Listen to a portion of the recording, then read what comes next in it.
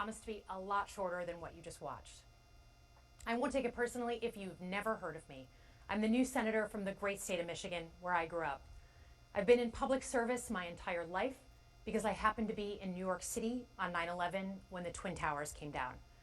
Before the smoke cleared, I knew I wanted to make a life in national security. I was recruited by the CIA and did 3 tours in Iraq alongside the military. In between, I worked at the White House under President Bush and President Obama, 2 very different leaders who both believed that America is exceptional.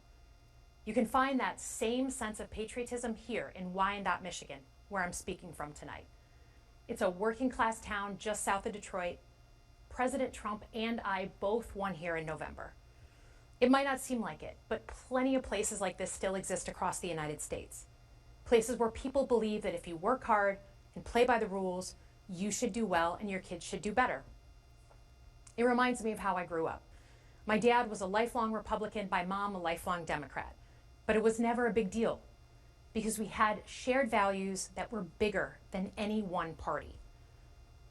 We just went through another fraught election season. Americans made it clear that prices are too high and that the government needs to be more responsive to their needs. America wants change, but there's a responsible way to make change and a reckless way. And we can make that change without forgetting who we are as a country and as a democracy. So that's what I'm going to lay out tonight.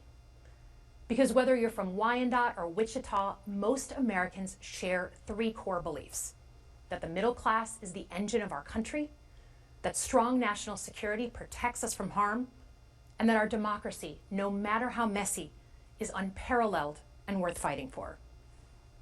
Let's start with the economy.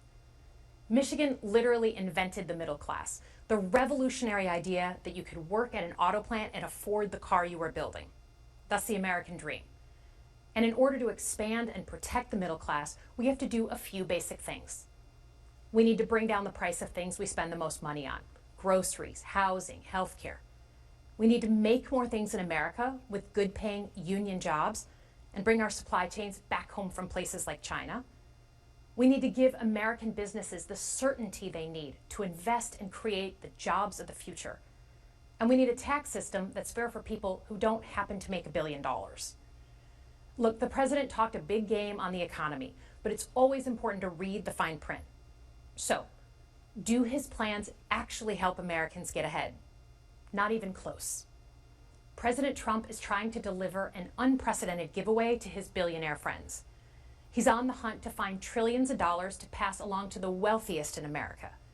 And to do that, he's going to make you pay in every part of your life. Grocery and home prices are going up, not down, and he hasn't laid out a credible plan to deal with either of those. His tariffs on allies like Canada will raise prices on energy, lumber, and cars, and start a trade war that will hurt manufacturing and farmers. Your premiums and prescriptions will cost more because the math on his proposals doesn't work without going after your health care. Meanwhile, for those keeping score, the national debt is going up, not down. And if he's not careful, he could walk us right into a recession. And one more thing. In order to pay for his plan, he could very well come after your retirement, the Social Security, Medicare, and VA benefits you worked your whole life to earn. The president claims he won't, but Elon Musk just called Social Security the biggest Ponzi scheme of all time. While we're on the subject of Elon Musk, is there anyone in America who is comfortable with him and his gang of 20-year-olds using their own computer servers to poke through your tax returns, your health information, and your bank accounts? No oversight, no protections against cyber attack, no guardrails on what they do with your private data. We need a more efficient government. You want to cut waste? I'll help you do it. But change doesn't need to be chaotic or make us less safe. The mindless firing of people who work to protect our nuclear weapons, keep our planes from crashing, and conduct the research that finds the cure for cancer, only to rehire them 2 days later? No CEO in America could do that without being summarily fired. Okay, so we've talked about economic security. How about national security? Let's start with the border. As someone who spent my whole career protecting our homeland, every country deserves to know who and what is coming across its border. Period. Democrats and Republicans should all be for that. But securing the border without actually fixing our broken immigration system is dealing with the symptom and not the disease. America is a nation of immigrants. We need a functional system keyed to the needs of our economy that allows vetted people to come and work here legally. So I look forward to the president's plan on that. Because here's the thing, today's world is deeply interconnected. Migration, cyber threats, AI, environmental destruction, terrorism. One nation cannot face these issues alone. We need friends in all corners, and our safety depends on it. President Trump loves to say peace through strength. That's actually a line he stole from Ronald Reagan. But let me tell you, after the spectacle that just took place in the Oval Office last week, Reagan must be rolling in his grave. We all want an end to the war in Ukraine, but Reagan understood that true strength required America to combine our military and economic might with moral clarity. And that scene in the Oval Office wasn't just a bad episode of reality TV. It summed up Trump's whole approach to the world. He believes in cozying up to dictators like Vladimir Putin and kicking our friends like the Canadians in the teeth. He sees American leadership as merely a series of real estate transactions.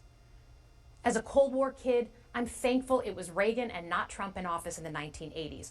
Trump would have lost us the Cold War. Donald Trump's actions suggest that in his heart, he doesn't believe we're an exceptional nation. He clearly doesn't think we should lead the world. Look, America is not perfect, but I stand with the majority of Americans who believe we are still exceptional, unparalleled. And I would rather have American leadership over Chinese or Russian leadership any day of the week.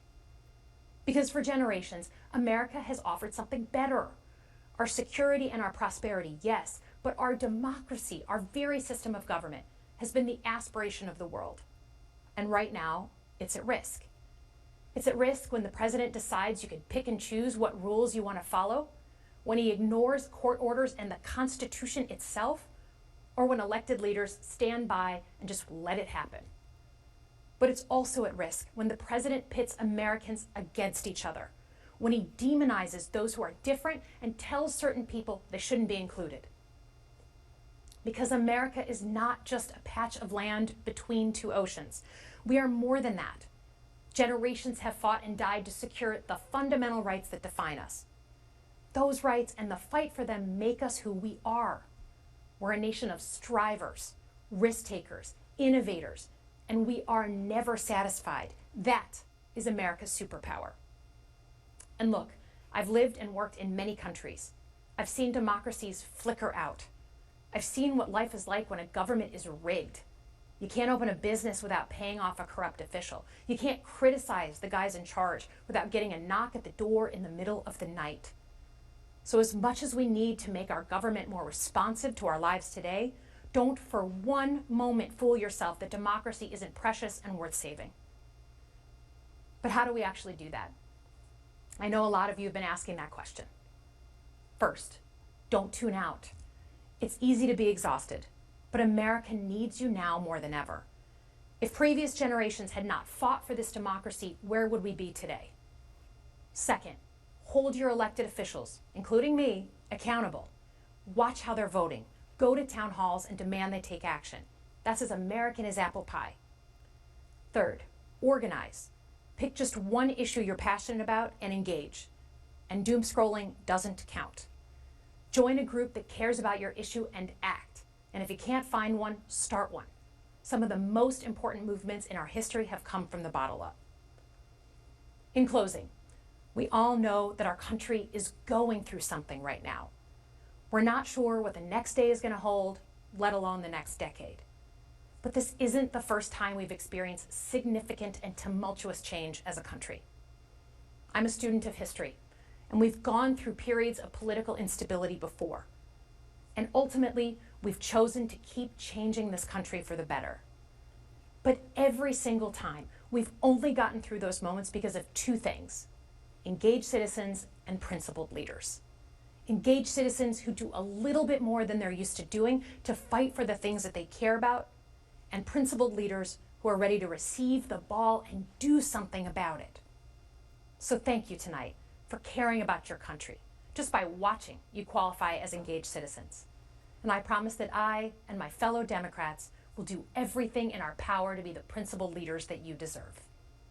Good night, everyone.